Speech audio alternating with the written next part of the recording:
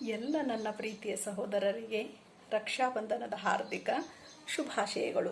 ಪ್ರತಿಯೊಬ್ಬ ಸಹೋದರಿಯು ತನ್ನ ಅಣ್ಣ ಮತ್ತು ತಮ್ಮನ ಯಶಸ್ಸನ್ನು ಬಯಸಿ ಅವನ ಶ್ರೀರಕ್ಷೆಗೆ ಕಟ್ಟುವುದೇ ರಕ್ಷಾಬಂಧನ. ಈ ರಕ್ಷಾಬಂಧನ ಜಗತ್ತಿನಾದ್ಯಂತ ಅತ್ಯಂತ ವಿಜೃಂಭಣೆಯಿಂದ ಆಚರಿಸುವ ಒಂದು ಪೌರಾಣಿಕ ಹಬ್ಬವಾಗಿದೆ. ಇದಕ್ಕೆ ಒಂದು ಪೌರಾಣಿಕ ಹಿನ್ನೆಲೆಯೂ ಇದೆ. ಅದೇನು ಅಂತ ನಾನು ಇವತ್ತಿನ ಒಂದು ವಿಡಿಯೋದಲ್ಲಿ ತಿಳಿಸ್ಕೊಡ್ತಾ ಇದ್ದೀನಿ. ಹಿಂದಿನ ಕಾಲದಲ್ಲಿ ದೇವತೆಗಳಿಗೂ ಮತ್ತು ಅಸುರರಿಗೂ ನಿರಂತರವಾಗಿ 12 ದಿನಗಳ ಕಾಲ ಯುದ್ಧವಾಯಿತು.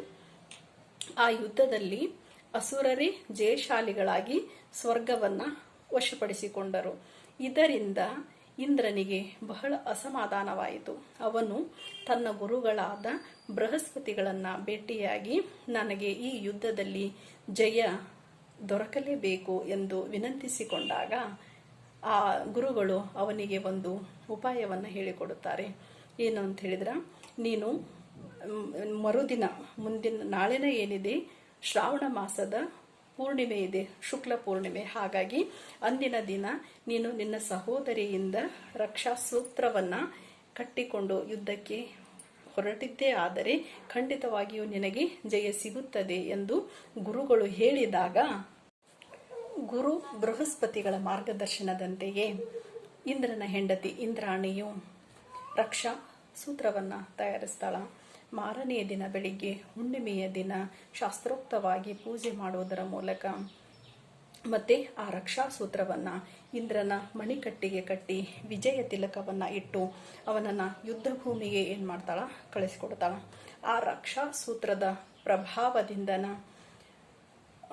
ದೇವ ಇಂದ್ರನು ಏನು ಮಾಡ್ತಾನ, ಆ ಯುದ್ಧವನ್ನು ಗೆಲ್ಲಲಿಕ್ಕೆ ಸಾಧ್ಯ ಆಗತ್ತೆ.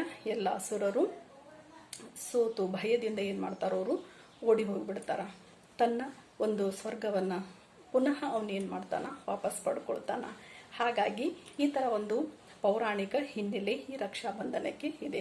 ಹಾಗಾಗಿ ಈ ಒಂದು ಹಿನ್ನೆಲೆಯನ್ನು ನಾವು ಹಿಂದಿನ ಮಕ್ಕಳಿಗೆ ತಿಳಿಸ್ಕೊಡೋದ್ರ ಮೂಲಕ ರಕ್ಷಾಬಂಧನದಿಂದ ಅಣ್ಣ ತಮ್ಮ ಅಕ್ಕ ತಂಗಿಯ ಬಾಂಧವ್ಯ ಏನಾಗುತ್ತೆ, ಗಟ್ಟಿ ಆಗುತ್ತೆ. ಅದ್ರ ಜೊತೆಗೆ ನನ್ನ ಸಹೋದರರಿಗೆ, ನನ್ನ ತಮ್ಮನಿಗೆ ಅವನು ಕೈ ಹಾಕಿದ ಎಲ್ಲ ಕೆಲಸಗಳಲ್ಲಿನೂ ಜಯ ಸಿಗಲಿ, ಯಶಸ್ಸು ಸಿಗಲಿ, ಜೊತೆಗೆ ಅವನು ಸುರಕ್ಷಿತವಾಗಿರಲಿ ಅನ್ನೋ ಒಂದು ಮನೋಭಾವದಿಂದ ದೇವರಲ್ಲಿ ಪ್ರಾರ್ಥನೆ ಮಾಡಿ ನಾವೇನು ಮಾಡ್ತೀವಿ, ನಮ್ಮ ಸಹೋದರನ ಮಣಿಕಟ್ಟಿಗೆ ಆ ರಕ್ಷಾಬಂಧನವನ್ನು ಕಟ್ಟುತ್ತೇವೆ. ಹೌದಾ? ಈ ಥರ ಒಂದು ಪೌರಾಣಿಕ ಹಿನ್ನೆಲೆಯನ್ನು ನಾವು ಮಕ್ಕಳಿಗೆ ತಿಳಿಸ್ಕೊಡೋದ್ರ ಮೂಲಕ ಅದನ್ನು ಅರ್ಥಪೂರ್ಣವಾಗಿ ಅವರು ಆಚರಿಸ್ಕೊಳ್ಳೋದಕ್ಕೂ ಏನಾಗುತ್ತೆ, ಸಾಧ್ಯ ಆಗುತ್ತೆ. ಇನ್ನೊಮ್ಮೆ ತಮಗೆಲ್ಲರಿಗೂ ರಕ್ಷಾಬಂಧನದ ಹಾರ್ದಿಕ ಶುಭಾಶಯಗಳು. ಧನ್ಯವಾದಗಳು.